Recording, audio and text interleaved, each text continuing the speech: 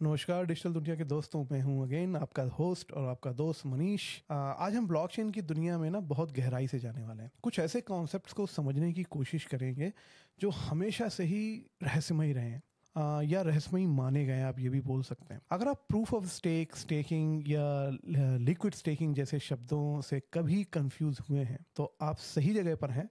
तो चलिए आसान तरीके से समझते हैं प्रूफ ऑफ स्टेक से लिक्विड स्टेकिंग तक। और हमेशा की तरह इस सफर में हमारे गाइड होंगे अपूर्वा। अपूर्वा, स्वागत है आपका। धन्यवाद मनीष। मैं भी काफ़ी एक्साइटेड हूँ आज ये टॉपिक पर बात करने के लिए। आप ये मान सकते हो ये फंडामेंटल टॉपिक्स है, तो हम कोशिश करेंगे कि आपको इतनी आसान भाषा में समझाए कि आपकी समझ गहरी हो जाए, क्योंकि एक बार ये समझ लेते हैं तो इससे बहुत सारे आने वाले एपिसोड इंटरेस्टिंग बन सकते हैं। तो चलिए शुरुआत करते हैं बड़े सवाल से। प्रूफ ऑफ स्टेक, इसका असली मतलब क्या है? तो मनीष, हम सब काफ़ी वाकिफ़ है वोटिंग सिस्टम से, राइट? जैसे ट्रेडिशनल डेमोक्रेसीज में होता है, तो ब्लॉकचेन पर भी उसी तरह से एक वोटिंग सिस्टम होती है जो डिजिटल होती है, जिसको कहते हैं प्रूफ ऑफ स्टेक। तो ये सिस्टम इसलिए यूज़ की जाती है कि ये ब्लॉकचेन को वैलिडेट करने के लिए काम में आती है, और सब अग्री होते हैं कि ये जो भी ट्रांजैक्शन हुए हैं इस बैच में ये सब सही है और सब अग्री कर रहे हैं, तो जिसे हम कहते हैं कंसेंसस बिल्ड करने के काम आती है। जी, बहुत बहुत बेहतरीन। प्रूफ ऑफ स्टेक काम कैसे करता है? तो आप ऐसा मान लो कि प्रूफ ऑफ स्टेक काम कैसे करता है, तो उसको समझने के लिए बहुत ही आसान भाषा में, आप जितनी ज़्यादा लॉटरी की टिकट खरीदते हैं उतने ज़्यादा आपके चांसेस बढ़ जाते हैं लॉटरी जीतने के। ये प्रोबेबिलिटी की गेम है। तो उसी तरह अब प्रूफ ऑफ स्टेक में होता क्या है कि आपको अपनी क्रिप्टो करेंसीज को डिपॉजिट करना होता है टर्म डिपॉजिट की तरह। अब उसके बदले में क्या मिलेगा आपको? तो उसके बदले में आपको रिवॉर्ड्स मिलते हैं। वो रिवॉर्ड्स क्यों मिलेंगे? तो वो रिवॉर्ड्स मिलेंगे क्योंकि जितनी ज़्यादा आपने अपनी क्रिप्टो करेंसी लॉक की है, जिसको हम स्टेकिंग कहते हैं, उतनी ज़्यादा पॉसिबिलिटी है आपको चुना जाएगा हर 12 सेकंड में। जो ब्लॉक बनता है उसको वैलिडेट करने के लिए कि हाँ ये सही है, एवरीवन अग्रीज, और वो करने के लिए आपको रिवॉर्ड्स मिलते हैं क्रिप्टो करेंसी के रूप में। तो जितना ज़्यादा आप क्रिप्टो करेंसी लॉक करेंगे उतना ज़्यादा चांस आपको मिलता है ब्लॉकचेन को वैलिडेट करने का, जिससे आपके रिवॉर्ड्स बढ़ सकते हैं। थोड़ा सा डिटेल में स्टेकिंग बताएंगे क्या, कि स्टेकिंग है क्या थोड़ा सा? और आपने इसको क्रिप्टो से कनेक्ट किया, लेकिन एक्चुअली में स्टेकिंग है क्या? इसको आसान सी भाषा में समझने के लिए सोच लो, बैंक में आपने फिक्स्ड डिपॉजिट डाला है। तो हम डिपॉजिट क्यों करते हैं? क्योंकि उसके ऊपर ब्याज या इंटरेस्ट ज़्यादा मिलता है।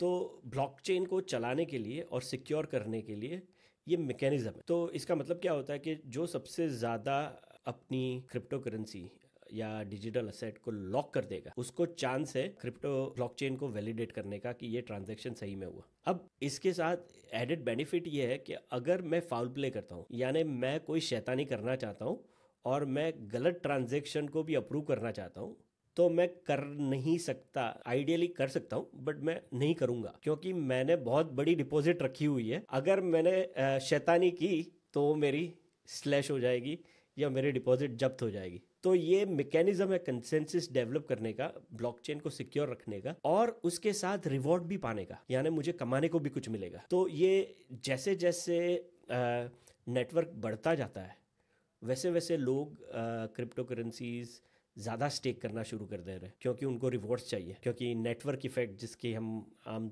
तौर पर नाम समझते हैं वो बिल्डअप होना शुरू हो जाता है। तो हर किसी को पार्टिसिपेट करना है क्योंकि सबको रिवॉर्ड्स चाहिए। तो ये मोटा मोटा एक्सप्लेनेशन है प्रूफ ऑफ स्टेक का और स्टेकिंग कैसे काम करता है। तो स्टेकिंग, जैसा कि मैं समझ रहा हूँ, ये एक प्रकार का नेटवर्किंग का इन्वेस्टमेंट है। हाँ जी, ये आपको क्या करना होता है, हम उदाहरण के तौर पर आज बात करेंगे इथेरियम की। तो अगर इथेरियम का नोड मुझे घर पर चलाना है तो मैं अपने लैपटॉप पर या कंप्यूटर पर, कोई भी, आप कहीं पर भी हो दुनिया में चला सकते हो, लेकिन आपको 32 ईथ चाहिए। कितने? 32 ईथ चाहिए। वो आपको डिपॉजिट करने पड़ेंगे, लॉक करने पड़ेंगे to run your own node. अब एक इथेरियम का आज क्या शायद $1900 के आसपास का रेट चल रहा है। तो आप समझ सकते हो कि काफ़ी बड़ा इन्वेस्टमेंट है। तो अगर कोई भी शैतानी करना चाहेगा उतने डालकर और उनके जब्त हो जाएंगे तो चांसेस उसके होने के कम है। दूसरी बात, अब ये हो गया कि इतने सारे वैलिडेटर्स हो गए इथेरियम के कि इतने सारे लोगों ने 32 ईथ डालकर खुद का वैलिडेटर सेट बना रहे हुए, और बड़ी बड़ी कंपनियां भी कर रही है, क्योंकि जितना बड़ा स्टेक होगा उतने ज़्यादा चांसेस मिलेंगे आपको ब्लॉक को वैलिडेट करने के, तो उससे रिवॉर्ड्स मिलते हैं। तो उसमें ये भी होता है कि अगर एक या चंद लोग कहीं कोई शैतानी करना भी चाहे तो वास्ट मेजॉरिटी तो राइट मैसेज ही ब्लॉकचेन में पास कर रहे हैं, तो आप बहुत जल्दी पकड़े जाओगे, बहुत जल्दी क्या तुरंत ही पकड़े जाओगे कि ये शैतानी कर रहा है या ये सेट ऑफ वैलिडेटर्स, तो आप तुरंत ही किक्ड आउट हो जाते हो और आपका डिपॉजिट जब्त हो जाती है। तो इससे क्या है कि सिक्योरिटी बहुत स्ट्रांग होती जाती है, डिसेंट्रलाइज होता जाता है, क्योंकि आज आप बॉस्टन में बैठकर, मैं यहाँ मेलबर्न में, या कोई इंडिया में, या कोई अफगानिस्तान में भी, अगर आपके पास इंटरनेट है और अच्छा सा लैपटॉप है तो आप नोड चला सकते हो। तो ये डेमोक्रेटाइज भी कर रहा है टेक्नोलॉजी को, और डिसेंट्रलाइज भी एक ही साथ हो रहा है उसके साथ। ये कंसेंसस क्या है, ये क्यों इतने इम्पोर्टेंट है? कंसेंसस का मतलब है अग्रीमेंट। तो हर एक ब्लॉक जो वैलिडेट होता है उसके ऊपर कंसेंसस होना जरूरी होते हैं। हर कोई वैलिडेटर अप्रूवल देता है कि हाँ ये ब्लॉक सही है, इसमें कोई गड़बड़ नहीं है। तो वो जो यूनानिमस डिसीजन होता है, जो अग्रीमेंट में आता है कि हाँ ये जो 15 सेकंड में ब्लॉक कंप्लीट हुआ, इसमें ये सब ट्रांजैक्शन वैलिड थे, तो उसका मतलब है सब कुछ सही चल रहा है। तो इसीलिए कंसेंसस अचीव करना कोई भी ब्लॉकचेन के लिए बहुत ही इंपॉर्टेंट होता है। बहुत बढ़िया। देखिए कितनी अच्छी बात है कि जब आप सुनते हैं ये बड़े बड़े भारी भारी शब्द, कंसेंसस, स्टेकिंग, क्रिप्टो में आप जितना ज्यादा अंदर जाते जाएंगे उतने ही ये जो वोकैबुलरी है इसकी बढ़ती जाती है। और यही चीज हम यहाँ पे आके अपने इस चैनल पे, अपने इस पॉडकास्ट पे एक्सप्लेन करने की कोशिश करते हैं। और मेरे ख्याल से एक ऐसा वक्त आता है जहाँ पे हम एक छोटा सा डिस्क्लेमर भी देते हैं, और मैं चाहूंगा कि मैं ना बोलूं, आप वो डिस्क्लेमर दे दें। तो मनीष, ये डिस्क्लेमर काफ़ी ज़रूरी है। हमने अभी ईथ स्टेकिंग और वैलिडेटर की भी बात की, कैसे बना जाता है। तो हमारा इंटेंशन, हमारा मकसद यहाँ पर आपको, सुनने वालों को, हर किसी को एजुकेट करना है, इन्फॉर्मेशन देना है। हम कोई भी वित्तीय सलाह या फाइनेंशियल एडवाइस नहीं दे रहे। अगर आपको कोई भी टेक्नोलॉजी में, कोई भी प्रोटोकॉल में, कोई भी प्रोजेक्ट में पार्टिसिपेट करना हो तो कृपया आप खुद अपनी रिसर्च कीजिए, किसी प्रोफेशनल से एडवाइस लीजिए कोई भी पैसा निवेश करने से पहले, क्योंकि ये गेम टेक्नोलॉजी की है और नई टेक्नोलॉजी में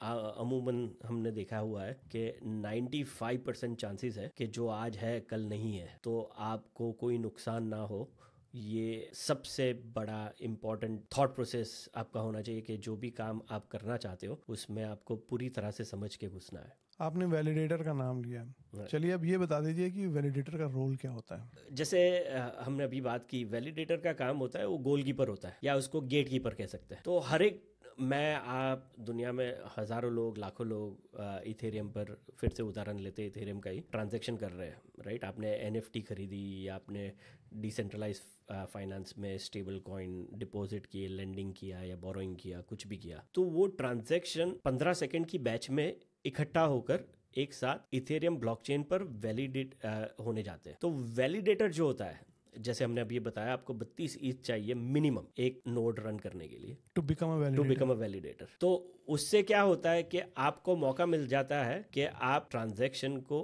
वैलिडेट करते हो, आप चेक करते हो और एग्री करते हो कि नहीं, ये ट्रांजैक्शन, ये 15 सेकंड में जितने भी ट्रांजैक्शन हुए सब वैलिड है, कोई एरर नहीं है या कोई स्कैम नहीं है। तो वो गेट कीपर का काम करते हैं वैलिडेटर्स, और इसलिए वो बहुत ही महत्वपूर्ण भूमिका भी निभाते हैं ब्लॉकचेन में, और उसके लिए ही उनको रिवॉर्ड्स मिलते हैं वही क्रिप्टो करेंसी में।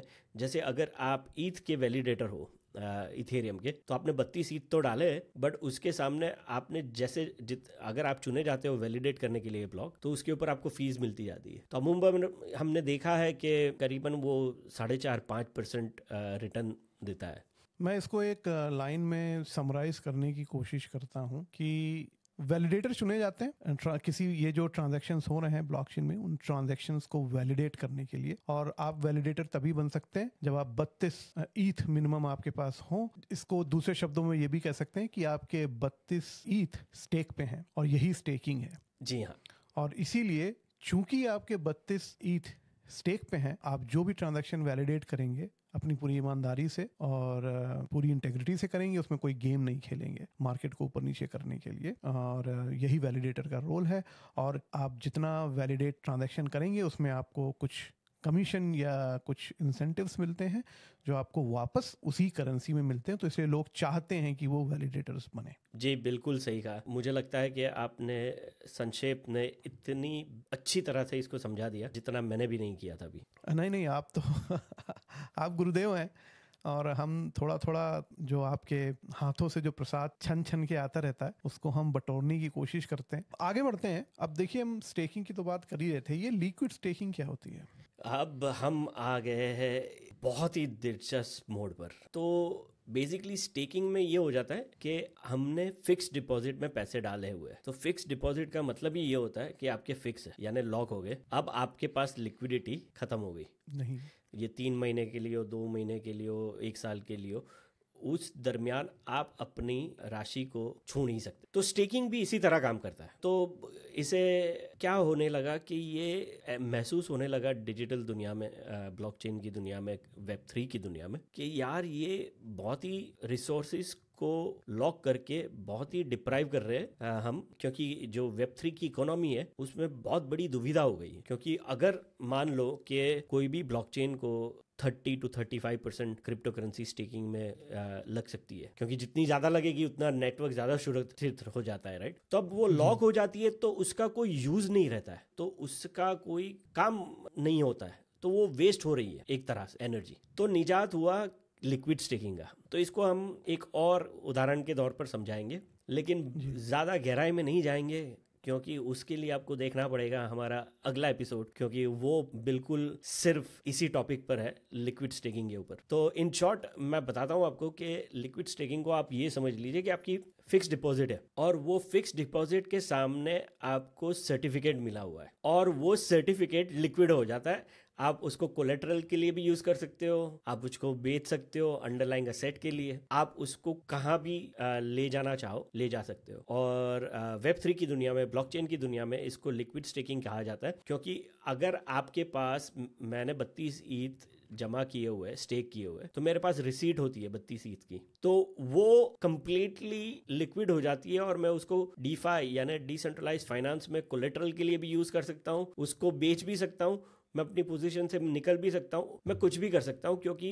वो पॉसिबल हो गया लिक्विड स्टेकिंग की वजह से। तो आशा करता हूँ कि आपको लिक्विड स्टेकिंग का थोड़ा सा फ्लेवर मिल गया होगा, लेकिन इसको और गहराई से जानने के लिए बिल्कुल मत भूलिए हमारा नेक्स्ट एपिसोड जो होगा लिक्विड स्टेकिंग के ऊपर ही। तो बेसिकली आपकी स्टेकिंग भी बनी हुई है और लिक्विडिटी भी बनी हुई है। जी हाँ, तो आप इंटरेस्ट भी कमा रहे हो, आप रिवॉर्ड्स भी ले रहे हो, और आपकी राशि लॉक भी नहीं है। तो आप वो सर्टिफिकेट लेकर बैंक में जाकर कोलेटरल ले सकते हो घर लेने के लिए, या आप उसको रखकर लोन ले सकते हो गाड़ी लेने के लिए, राइट। तो आप you are, it's as good as, वो अंग्रेजी में कहावत है ना, having your cake and eating it too. जी, बहुत बढ़िया। तो देखिए लिसनर्स, ब्लॉकचेन की दुनिया बहुत बड़ी है और हमेशा बदलती रहती है। अब प्रूफ ऑफ स्टेक, स्टेकिंग और वैलिडेटर्स जैसे जो टर्म्स हैं वो शुरुआत में तो बहुत ही मुश्किल, बड़े ही डॉन्टिंग लगते हैं, लेकिन थोड़ी सी पेशेंस और सही एग्जांपल्स के साथ वो बहुत ज्यादा अप्रोचेबल बन जाते हैं। याद रखिए, हर एक्सपर्ट एक बार बिगिनर था, जैसे कि जी हाँ, बिल्कुल। हमारे अपूर्व भी बिगिनर थे, आज एक्सपर्ट हैं। तो अपूर्वा, धन्यवाद आपका इतने आसान से शब्दों में इन मुश्किल चीज़ों को समझाने के लिए। थैंक यू मनीष, मुझे भी बहुत मज़ा आता है वेब3, ब्लॉकचेन, क्रिप्टो के बारे में बात करने में। ये टेक्नोलॉजी की गेम है, और ये वो गेम है जो कॉन्स्टेंटली इवॉल्व होती रहती है। तो ये जो टेक्नोलॉजी खुल गई है, तो ये संदूक में, पटारे में वापस नहीं जा रही है। तो हम जितना समझ सकते हैं, जितना जान सकते हैं, ये अच्छा है, क्योंकि ये आने वाले दौर में काफ़ी बड़ी भूमिका प्ले करने वाली है। जी, तो जो लोग भी, हमारे जो लिसनर्स हैं डिजिटल दुनिया के, जो हमारे दोस्त हैं, जो हमको यूट्यूब पे देख रहे हैं, जो हमको डिफरेंट पॉडकास्ट पे सुन रहे हैं, आप सबका बहुत बहुत धन्यवाद। ऐसे ही हमारे साथ अपना साथ बनाए रखिए। अगर आपको ये एपिसोड पसंद आया है तो हमेशा की तरह अपने दोस्तों के साथ, अपने परिवार वालों के साथ शेयर करना बिल्कुल ना भूलें। उम्मीद है कि इस सफ़र में आपको कुछ नया जरूर सीखने को मिला होगा। हमें फॉलो करते रहिए और मजीद डिजिटल खजानों की खोज में। अगली बार तक सवाल करते रहो, एक्सप्लोर करते रहो द डिजिटल दुनिया। इस चैनल पर दी गई जानकारी सिर्फ इन्फॉर्मेशन पर्पस के लिए है और ये कोई प्रोफेशनल एडवाइस नहीं है। हमेशा अपना रिसर्च करो और प्रोफेशनल कंसल्टेंट की सलाह लीजिए कोई भी इन्वेस्टमेंट करने से पहले।